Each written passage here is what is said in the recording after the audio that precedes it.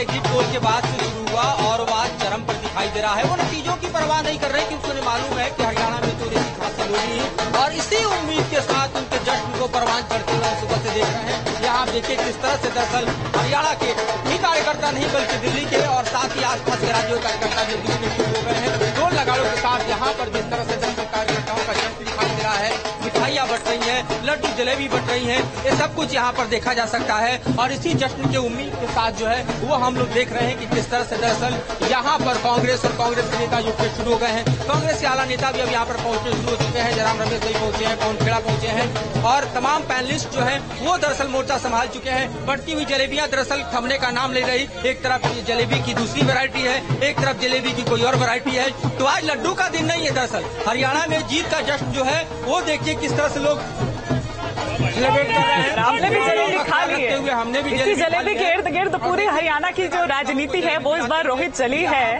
और तस्वीरें हम ये दिखा रहे हैं कांग्रेस दफ्तर से। मधुरेंद्र जी हमारे सहयोगी, मधुरेंद्र जी लौट रही हो आप जलेबी खाइए, तब तक लुत्फ उठाइए उसका। जरा एक बार विकास जी का भी हम रुख कर लेते हैं। विकास जी, लेकिन आप जहां पर इस वक्त मौजूद हैं वहां पर सन्नाटा पसरा हुआ है। अभी शायद इंतजार वो करना चाह रहे हैं, वो नहीं चाह रहे हैं कि अभी यहां से, क्योंकि अभी कुछ ऐसा दिखाई नहीं दे रहा है जो रुझान आ रहे हैं।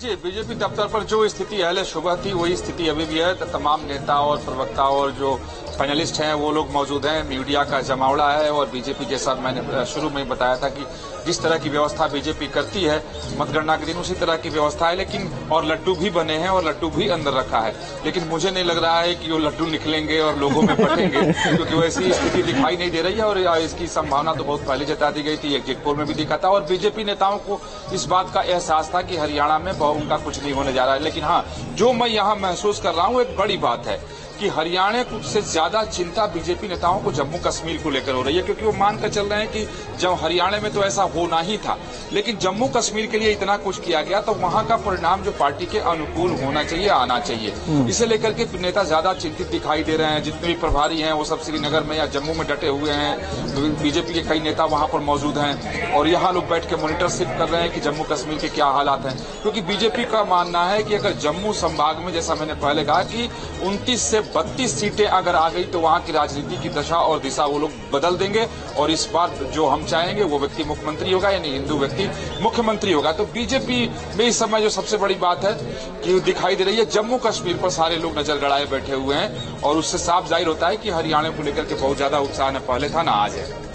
लेकिन एक पहलू है, मैं एनके सिंह सर, मैं आपसे ये समझूंगा, घाटी में बहुत ज्यादा दिलचस्पी बीजेपी में अभी तक तो नजर नहीं आ रही है वहां के वोटर्स की। दूसरी चीज, राशिद अल्वी जो कमिट कर रहे थे 370 का खामियाजा, क्या कांग्रेस को अभी भी 370 का मलाल है या उसे अभी भी जिंदा रह के चलती है और सेफ प्ले कर रही है? 370 तो अब वापस कांग्रेस अगर पूरा तौर पे आ जाए तो भी वापस नहीं कर सकती, क्योंकि उसके कॉन्स्टिट्यूशनल जो मैकेनिज्म है उसमें वापस होना बहुत ही मुश्किल काम है।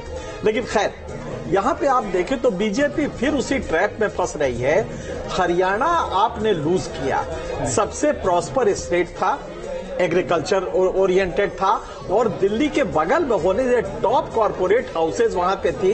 आप इंडस्ट्रियलाइजेशन बहुत अच्छा वहां पे कर चुके थे और कांग्रेस ने भी किया था, बीजेपी ने भी। वहां पे आप जब हार रहे हैं तो पूरे देश के गवर्नेंस के लिए एक मैसेज है कि बीजेपी में कमी क्या थी इस गवर्नेंस में बीजेपी के, जिसकी वजह से वो हारे। आखिर बेरोजगारी क्यों नहीं कंट्रोल हुई? ये तो इंडस्ट्रियल एरिया है, दिल्ली के ठीक बगल में है और आपकी अपनी सत्ता 10 साल रही है। आपने क्या वहां लॉ एंड ऑर्डर कंट्रोल नहीं किया जिसकी वजह से इंडस्ट्रियल हाउसेज भाग गए? क्या आपने महंगाई को कंट्रोल जो करना था ये नहीं कर पाए? जबकि दिल्ली में आप जानते हैं कि दिल्ली से सब कुछ बगल में ही है और आप राशन भी बेच सकते थे, सब्जियां बेच सकते थे, लेकिन हरियाणा में महंगाई चरम पे थी। उसके अलावा किसानों का एग्रेरियन डिस्ट्रेस जो था वो जबरदस्त था।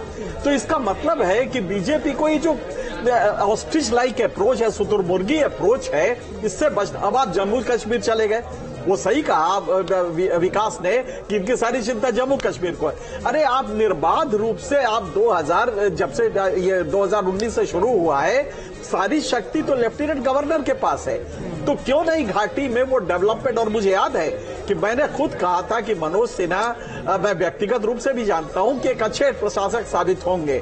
और वहां पे आपने डेवलपमेंट जो किया, आखिर घाटी को मुतासिर क्यों नहीं किया?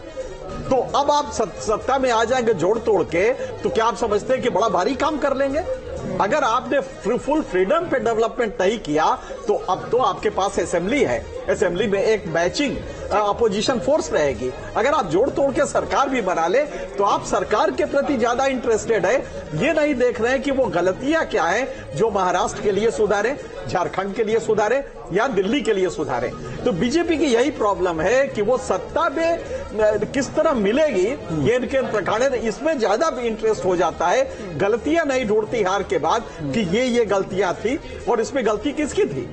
केंद्र की भी थी, राज्य की भी थी। राज्य ने लॉ एंड ऑर्डर नहीं मेंटेन किया, केंद्र ने बेरोजगारी खत्म नहीं किया और माहौल ऐसा नहीं बनने दिया। किसानों के लिए एमएसपी, आज तो कांग्रेस के लिए ही, मैं राशिद हमारे मित्र हैं, मैं यही पूछना चाहता था कि कांग्रेस के लिए अब चैलेंज क्या हो गया? आपने तो 2/3 बहुमत से ले लिया, सरकार तो लगभग